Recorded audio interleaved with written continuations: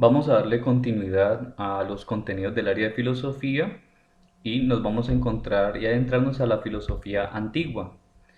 En la filosofía antigua es importante destacar en un primer momento la filosofía naturalista o los que se llaman técnicamente los presocráticos, precisamente porque son aquellos filósofos que se encuentran temporalmente hablando antes de Sócrates y también porque sus postulados pues fueron distintos a los postulados de la filosofía posterior a Sócrates. Sus postulados van a ser más referentes al origen de la naturaleza, al porqué de las cosas o un porqué material. Sócrates se va a centrar más en el ser humano. Entonces la filosofía a partir de Sócrates va a ser más antropológica, antes de Sócrates es más naturalista, más física. Pero es importante adentrarnos a esta filosofía porque es la que da origen al pensamiento crítico, al pensamiento filosófico, al cuestionar el porqué de las cosas, como lo hemos visto ya anteriormente.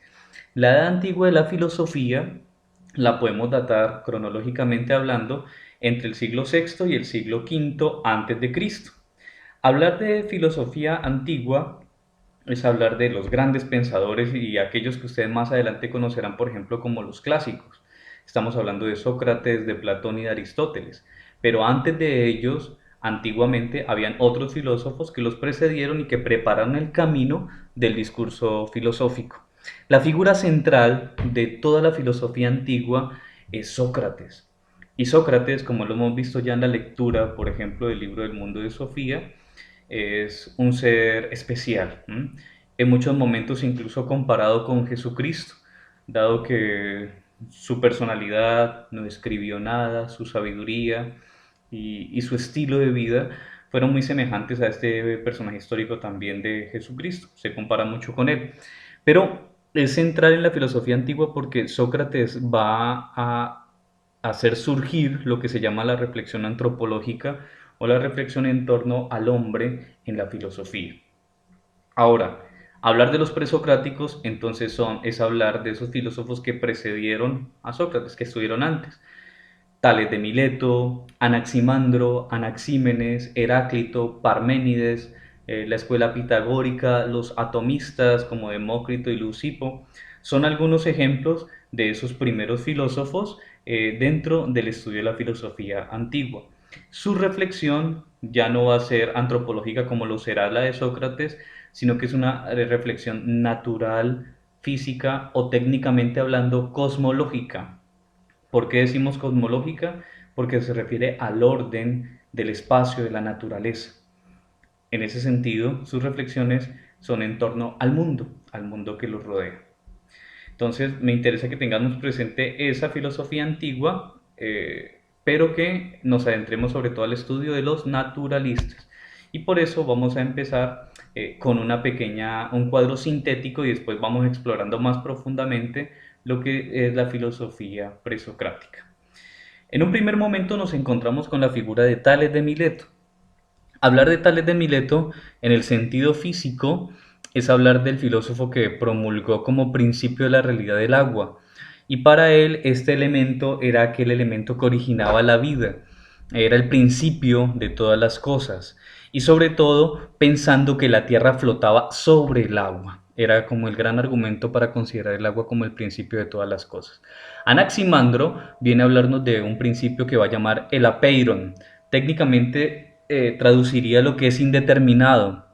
Entonces, para decirnos que todas las cosas tienen un principio y un retorno de acuerdo con un ciclo vital en el que los seres derivan unos de otros, causales, unos causan a los otros. Y este principio no tiene un nombre específicamente hablando en el sentido físico, sino en que es indeterminado porque en muchos momentos incluso puede combinar varios de estos elementos. Anaxímenes nos habla del principio físico del aire. Para él, el aire es el alma del mundo y de los seres humanos, es el principio vital, ¿no? Sin él no se puede vivir y entonces por eso lo considera, digámoslo de esta manera, el principio físico de las cosas. Para Heráclito es el logos o el fuego. Logos en griego traduce razón, pero lo comparamos con el fuego en sentido físico porque para Heráclito va a ser importante el concepto del cambio y del devenir, ¿no? de cómo las cosas van mutando y van cambiando a medida que van siguiendo su ciclo vital.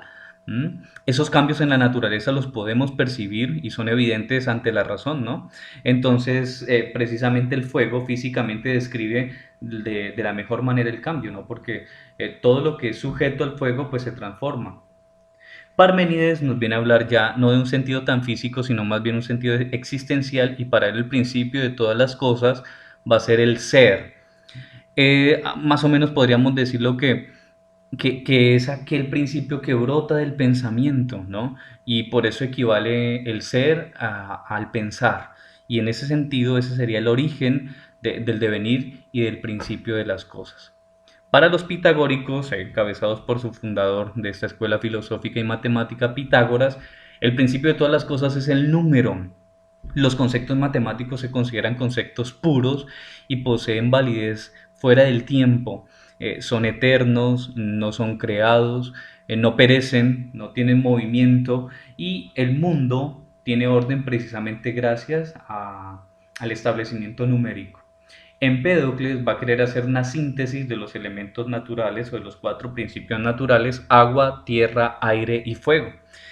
Para él, estos elementos pues tienen partículas inmutables que se mezclan unas con otras y forman fuerzas, que poco a poco van formando los objetos que componen el mundo. Y estas partículas, perdón, estos objetos dejan de ser cuando las partículas de este elemento se dividen o se separan.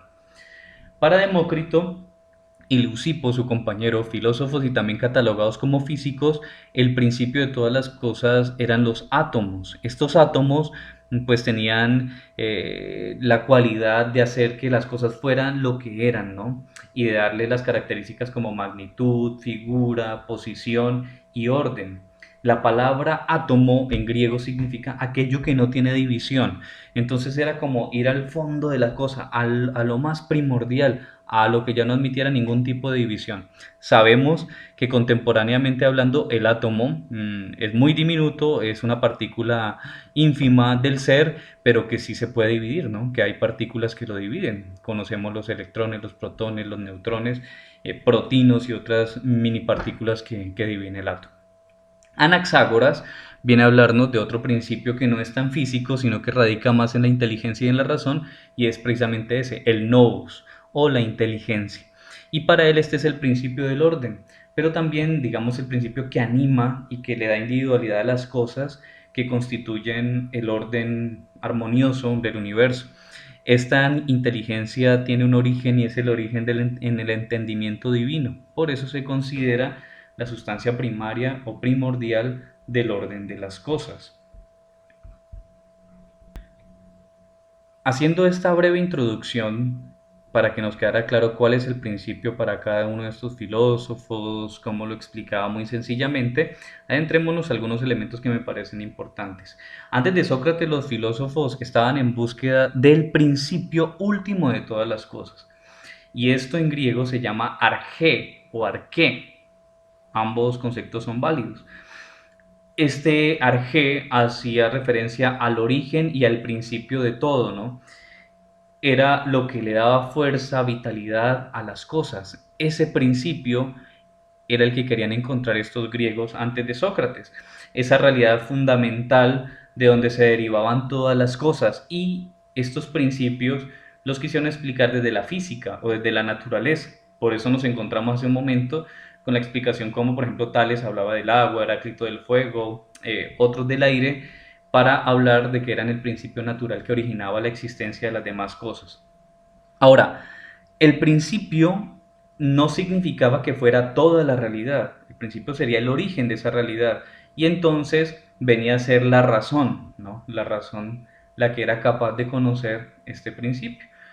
A raíz de esto se viene a hablar entonces de filosofía, porque por medio, perdón, de la razón, se pretende conocer ese principio que origina y que da movimiento a todas las cosas. No es ajeno a esta filosofía la escuela jónica o la escuela milesio, de Mileto. Y el gran representante de esa escuela, pues como ya lo dijimos, es Tales de Mileto, pero hay otros que también cabe destacar.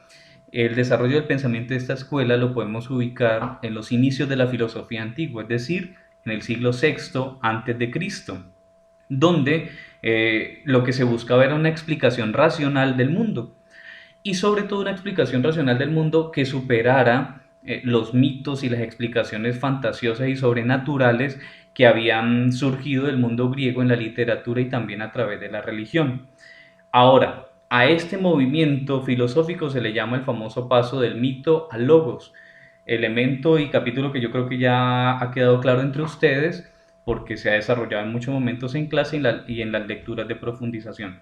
Esto va a permitir entonces este paso, este salto del mito a la razón, el inicio del desarrollo del pensamiento lógico y del pensamiento filosófico. Son primeros filósofos entonces estos jónicos y milesios que empiezan a cuestionar la realidad y a querer encontrar el origen de esta realidad a través de la razón.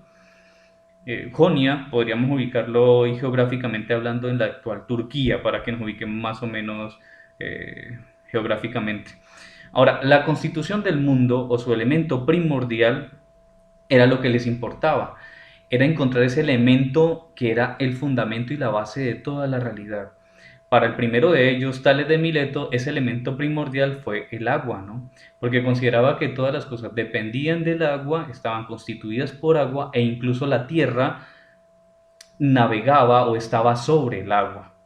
Ya Anaxímenes, de esta misma escuela, va a decir que es el aire, el elemento principal o el principio de todo lo que existe. Fue discípulo de Tales y también va a ser maestro de Anaximandro, ¿no? Ahora, Anaxímenes considera el aire porque de él es el alma, ¿no? El neuma. ¿M? Pero también considera que sin aire los seres vivientes no podrían vivir. Entonces por eso lo considera un principio inevitable y vital dentro de los seres vivos. Ya Anaximandro va a hablarnos no de un elemento físico concreto como lo vimos hace un momento, no de una partícula física, no de un elemento propio de la naturaleza, sino más bien de una sustancia indeterminada o lo que se llama el apeiron, que ya lo explicamos hace un momento. Después de esa escuela, la reflexión en torno al origen y el principio del universo o del cosmos la hacen los pitagóricos. Los pitagóricos, como bien los conocemos, pues son fundados por Pitágoras, un conocido filósofo y matemático, y a quien le debemos también el origen de la palabra filósofo, ¿no?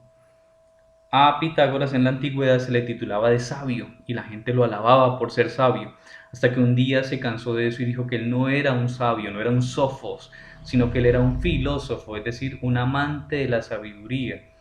No se consideraba a sí mismo sabio, sino más bien aquel que amaba el saber. Y de ahí surge este vocablo filósofo y de él se deriva la filosofía, muy importante en la historia. Pero no es eso lo que queremos reflexionar. Pitágoras lo podemos ubicar temporalmente hablando, lo podemos ubicar en el siglo sexto antes de Cristo, a mediados del siglo sexto, estamos hablando del año 532 antes de Cristo.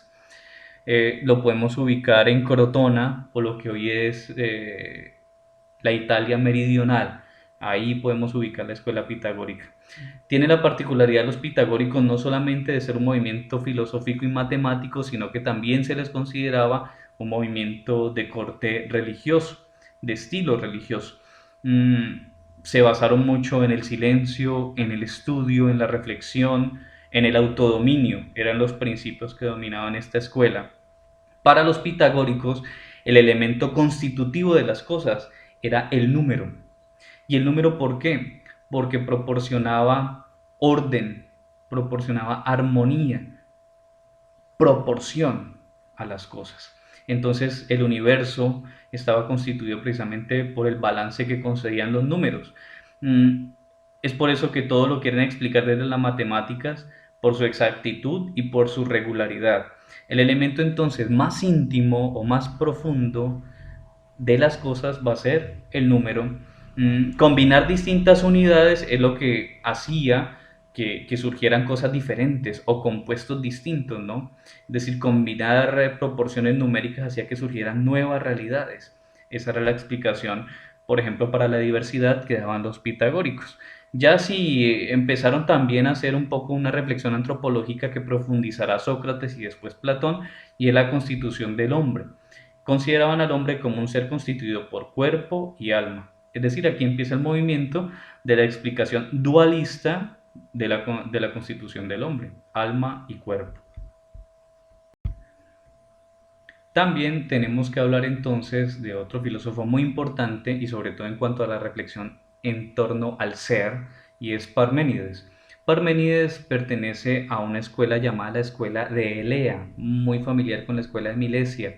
Es de esta escuela el fundador es Genófanes, pero el filósofo más destacado y más importante va a ser Parménides, que temporalmente lo podemos ubicar en el 540 a.C. Seguimos más o menos en mediados del siglo VI a.C.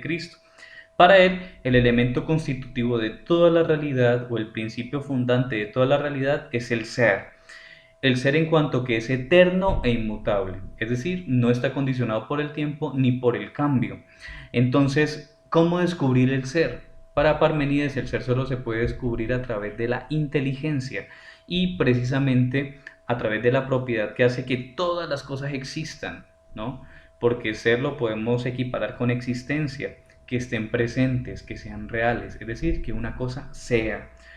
A este tipo de principio de escuela o de estilo de explicación del mundo se le va a llamar monismo, para hacerlo en contraposición de los pluralistas. Los pluralistas son aquellos que van a decir que el origen de todo está en la variedad. En cambio, Parmenides habla de un único principio que es el ser, es monista. Entonces reduce toda la realidad, todo el origen de las cosas en el ente o en el ser. Contemporáneo a Parménides o del mismo tiempo de Parménides tenemos que ubicar a Heráclito. Heráclito es un filósofo muy importante porque va a influir mucho en la filosofía moderna y contemporánea, en el caso por ejemplo de Nietzsche, que eso lo veremos más adelante, con su teoría del devenir. A Heráclito lo podemos ubicar entre el 530 y el 460 antes de Cristo. A él se le llamó el Oscuro, era el apodo que tenía, porque en algunos momentos se tornaba incomprensible, por ese afán de ser original, pues también provocaba muchas veces que fuera incomprendido. Fue de un origen de familia noble de la región de Éfeso. Su pensamiento fue muy independiente, muy autónomo y opuesto al de Parménides a pesar de ser contemporáneos. Parmenides decía que el origen del todo estaba en el ser, que era eterno e inmutable. En cambio, Heráclito dice que sí, el ser puede ser el origen de las cosas, pero el ser en cuanto cambiante, porque considera que el ser está en constante cambio. Y por eso dice que el mundo está dominado por el devenir, por el cambio permanente, por el cambio constante y sobre todo por la lucha de elementos que son contrarios unos de otros. Entonces aquí nos pone paradojas y contradicciones como lo frío con lo caliente, lo húmedo con lo seco, lo oscuro con lo iluminado, el día con la noche. Y viene a decirnos que nada puede existir sin contradicción, sin una realidad que lo choque. Es decir, tenemos una realidad positiva, una realidad negativa, se chocan y esto es precisamente lo que origina el ser de las cosas. Y el principio de todo esto lo llama logos. El logos en griego se traduce inteligencia o razón y considera que solo el logos es capaz de dar unidad a la realidad. Es decir, una realidad que está compuesta de tantos elementos que son contrarios unos de otros, a través del logos o de esa razón es como se le da unidad. Todo fluye, todo cambia. El ser está en constante movimiento, en constante devenir y en constante cambio. Un ejemplo claro es la famosa frase del propio Heráclito que dice que nadie puede bañarse dos veces en el mismo río. ¿Eso qué significa? Que la misma persona no se puede bañar en el mismo río. ¿Por qué? Porque yo me baño una vez en el río y una vez que salga ya no soy el mismo. Y cuando vuelva a hacerlo ya es otro que se ha transformado el que se va a bañar en ese río. Pero también el río ya no es el mismo porque ha estado en movimiento y ha fluido. Ya no son las mismas aguas. Eso para explicar que toda la realidad de todo el mundo está en constante devenir y en constante cambio. Ahora, es importante hablar también de los pluralistas, como lo decíamos en un momento. Parménides, por ejemplo, explica desde el ser, desde el monismo, la realidad. Los pluralistas buscan explicarla desde la diversidad de elementos. El primero de ellos es Empédocles. A Empédocles lo podemos ubicar entre el 483 y el 430 a.C. Para Empédocles, Todo fenómeno natural llega a ser tal por la mezcla de los cuatro elementos primordiales: agua, fuego, aire, tierra. Es decir, que la existencia está en total dependencia, en total condicionamiento de estos cuatro elementos, que son los elementos que rigen la naturaleza y el origen de todas las cosas. Esa es la explicación que da Empédocles, distinta de una explicación desde un único elemento o desde una única razón. Pero también en este sentido y desde esta explicación pluralista es importante la figura de Anaxágoras. Anaxágoras lo ubicamos entre el 499 y el 428 a.C. Para él no hay un único principio, sino infinitos principios, y estos principios los llama semillas, que viven en constante mezcla y separación, y es precisamente este devenir entre mezcla y separación como van surgiendo las cosas, cómo se van haciendo realidad las cosas que constituyen el mundo y cómo se transforman estas en otras. El principio que ordena estas partículas o estas semillas, pues lo va a llamar nous o inteligencia, muy parecido a lo que Heráclito explicaba desde el logos. Anaxágoras también lo ubicamos en el pluralismo, perdón. Los atomistas también se ubican dentro de esta corriente pluralista. Atomistas son Demócrito y Leucipo, por ejemplo, los ubicamos entre el siglo V y VI a.C., siglo V y IV a.C.